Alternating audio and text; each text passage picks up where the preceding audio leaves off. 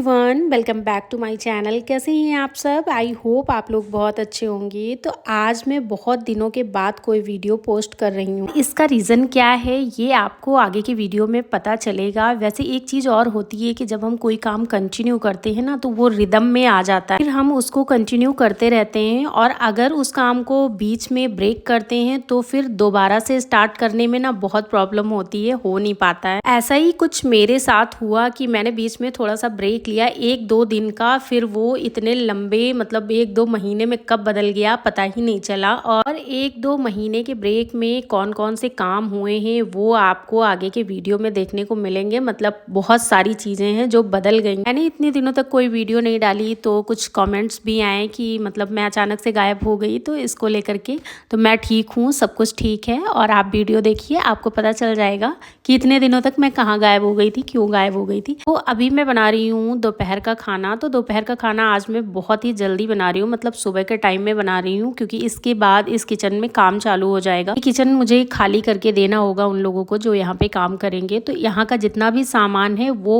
ऊपर के किचन में शिफ्ट हो जाएगा। अब बात करती हूँ कढ़ी की। तो कढ़ी मैं बहुत ही सिंपल तरीके से बनाती हूँ। आप लोगों ने देखा, तेल को गर्म करके फिर उसमें जीरा, हींग और लाल मिर्च मैंने डाली है। उसके बाद प्याज डाल करके, और प्याज जब अच्छे से भुन गया है फिर उस घोल को मैंने डाला है जो बना करके रखा था। दूसरी तरफ तैयारी कर रही हूँ पकौड़ियों की। तो इस बेसन में देखिए हल्दी, मिर्च, नमक और धनिया, फिर ये थोड़ी सी कसूरी मेथी है जो मैंने ऐड करी है। पकौड़ियों का घोल बना करके रख दिया है साइड में। और ये जो मैंने इधर छौंका है इसको लगातार चलाते रहना है। अगर इसको हम चलाएंगे नहीं तो दही फटने का डर रहता है। जब तक इस घोल में एक उबाल नहीं आता है तब तक हमें इसको चलाते रहना होता है। तो कढ़ी के घोल में एक उबाल आ जाने के बाद कढ़ी की कढ़ाई जो है वो दूसरे बर्नर पे रख दिया है। और इस बर्नर पे अब मैं बनाऊंगी कढ़ी के लिए पकौड़े। और चावल मैंने पहले से ही बना लिए हैं। और इस तरफ देखिए कढ़ाई चढ़ा दी है। जब तक कढ़ाई गर्म हो रही है तब तक ये हस्बैंड बाहर से जूस लेकर के आए थे, तो ये बच्चों को मुझे देना, ये मैंने गिलास में डाल करके बच्चों को दे दिया है। उसके बाद मैं बनाऊंगी अब पकौड़े। जब भी मैं बेसन के पकौड़े बनाती हूँ तो बेसन का जो पकौड़ियों के लिए बैटर बनता है उसको बना करके फिर 10 मिनट तक उसको रख देती हूँ, जिसकी वजह से पकौड़े एकदम सॉफ्ट और स्पंजी बनते हैं। और हाँ, बहुत लोगों के यहाँ कढ़ी के पकौड़ों में प्याज पड़ता है, मुझे नहीं पसंद है तो मैं नहीं डालती हूँ। वैसे बच्चे भी निकाल निकाल कर प्याज अलग रख देते हैं, तो इस वजह से पकौड़ियों में मैं प्याज नहीं डालती हूँ, सिंपल से पकौड़े बनाती हूँ। अगर आप लोगों के पकौड़े स्पंजी नहीं बनते हैं तो ये ट्रिक आजमा कर आप लोग एक बार जरूर देखिएगा। अब मैं आप लोगों को दिखाती हूँ पास से कि पकौड़े कैसे बने हैं। तो यहाँ पर आप देख सकते हैं कितने बढ़िया और फूले फूले से पकौड़े बने हैं। अब इनको गोल्डन ब्राउन हो जाने तक तलेंगे और उसके बाद इन पकौड़ों को निकाल करके डायरेक्ट जो घोल हमारा रेडी हो चुका है उसमें डाल देंगे। तो इधर आप देख सकते हैं ये घोल कितने अच्छे तरीके से रेडी हो गया है। ना तो ज़्यादा गाढ़ा है और ना ही ज़्यादा पतला है, जैसा हमें चाहिए एकदम वैसा ही है। और अभी इसके अंदर पकौड़ियाँ जाएंगी तो ये थोड़ा सा और गाढ़ा हो जाएगा। तो अब यहाँ पर पकौड़ियाँ बन करके हो गई हैं रेडी और इनको हम एक बर्तन में निकाल लेंगे। अगर इनको आप डायरेक्ट एक कढ़ाई से दूसरी कढ़ाई में डालना चाहें तो डाल सकते हैं, पर मैंने इनको अलग एक बर्तन में निकाल करके फिर घोल में डाला है। तो पकौड़ियाँ रेडी हो गई हैं और घोल रेडी है। अब पकौड़ियों को डाल दिया है मैंने। और अब इसमें लास्ट का एक काम बचा है जिससे आपकी कढ़ी बहुत ही ज़्यादा टेस्टी हो जाएगी। वो ये काम है कि लास्ट का जो इसमें तड़का लगता है सारा का सारा फ्लेवर उसी से आता है, बहुत ही बढ़िया वाला, और देखने में भी बहुत अच्छी कढ़ी लगती है। उसके लिए आपको एक बर्तन में 2 चम्मच घी लेना है और घी को अच्छे से गर्म कर लेना है। घी गर्म हो जाए गैस को बंद कर देना है। फिर उसमें जितना भी आपको लगे, चम्मच, आधा चम्मच, तो उतना आपको कश्मीरी लाल मिर्च ऐड करना है। फिर उसको छौंक देना है। मेरे घर में छोटे बच्चे हैं तो मैंने आधा चम्मच डाला है। ये छौंक लगाने से कढ़ी का फ्लेवर तो अच्छा होता ही है, साथ ही साथ उसका कलर भी बहुत अच्छा हो जाता है, मतलब देखने में बहुत ही ज्यादा अच्छी लगती है। तो बच्चों को मैंने खाना खिला दिया है। उसके बाद कि अब मैं अपनी प्लेट निकाल रही हूँ। तो कढ़ी, चावल और थोड़ा सा मैंने प्याज कट करा है तो ये ले लूंगी। आप लोग भी खा लीजिए। और अब मैं चल रही हूँ खाना खाने। खाना खाने के बाद मिलती हूँ आपसे।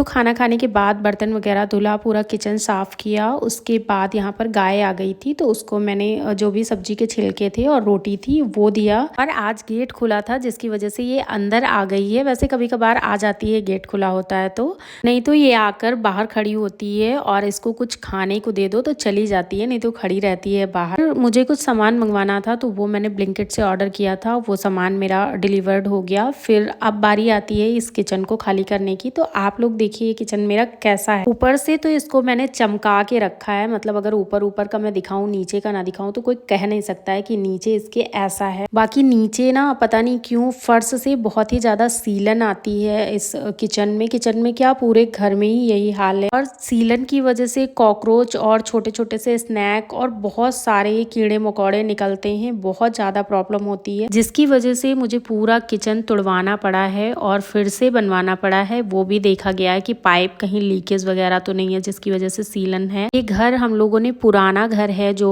लिया था, तो जब लिया था तब ऐसे ही शिफ्ट हो गए थे, थोड़ा सा पेंट वगैरह करा करके। जो लोग मेरी वीडियोस पहले से देखते हैं उनको पता है, मैंने बता रखा है इस घर के बारे में सारी चीजें। एक दो कमेंट भी आ चुके हैं घर को लेकर के कि ये आपका खुद का घर है या रेंट पे रहती हैं, तो उसका भी मैंने आंसर दिया है कि ये खुद का घर है, लेकिन इस घर में बहुत ही ज्यादा प्रॉब्लम्स हैं की वजह से अब कुछ चीजें तुड़वा करके फिर से सही कराई जाएंगी, फिर ये घर सही हो जाएगा। इस घर की जो मेन प्रॉब्लम थी वो ये थी कि इस घर का फर्श ना बहुत जगह से टूटा हुआ था, तो कभी कभार उसमें ये होता था कि सीमेंट लगा दी जाती थी, फिर कुछ और सॉल्यूशन कर दिया जाता था, लेकिन ऐसे और नहीं चल सकता था। कॉकरोच ने इतना परेशान कर रखा था, इसमें इतने कॉकरोच निकलते थे कि अगर रात में लाइट ऑफ कर दो तो पूरे घर में कॉकरोच हो जाते थे। फिर गलती से उन पे पैर पड़ना या इधर उधर मरे हुए कॉकरोच मिलना ये डेली का हो गया था। और घर में छोटे बच्चे हैं तो कीड़े मकोड़ों से ना कई बार बहुत डर लगता है कि कहीं कुछ काट ना ले। ये घर पुराना खरीदने की वजह से ये भी नहीं पता था कि नीचे का क्या है कैसे है। जैसे कि कभी कभार होता है ना कि